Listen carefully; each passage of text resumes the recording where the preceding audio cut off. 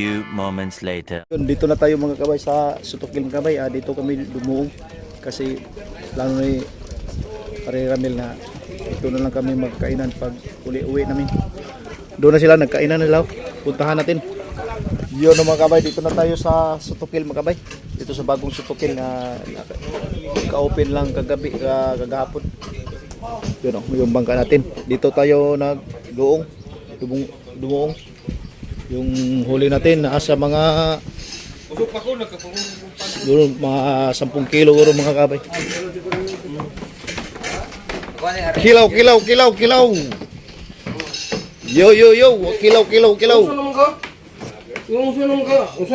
Yung huli natin. Nasa mga Iko pa rin sabaw. yun ang kinilaw na busing oh. Oh, dara, lami ka rin kinilaw. Fresh na fresh. Yun. Mayroon tayong tinula. Yun oh. Yun oh. Wow. Kain na.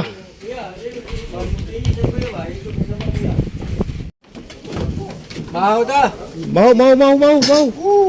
Mahaw. Sabaw.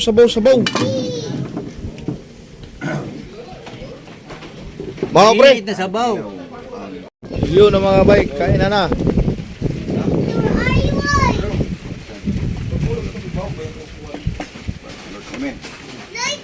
Fire daul. Fire.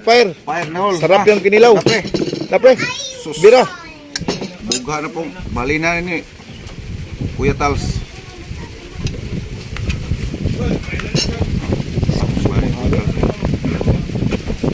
Wala ka. Uli hangin to gabi. Kinaw. Iya, sige dong.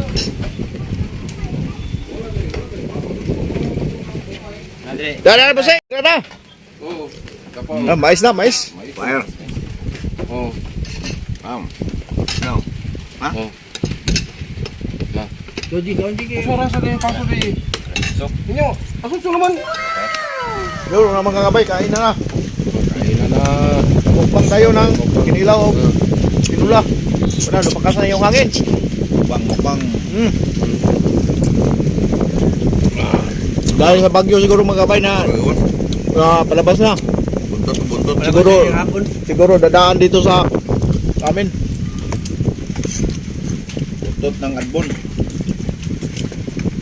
Yung Agbon. Aghon? Ano ba yung tawag na sa bagyo? Aghon o agbon?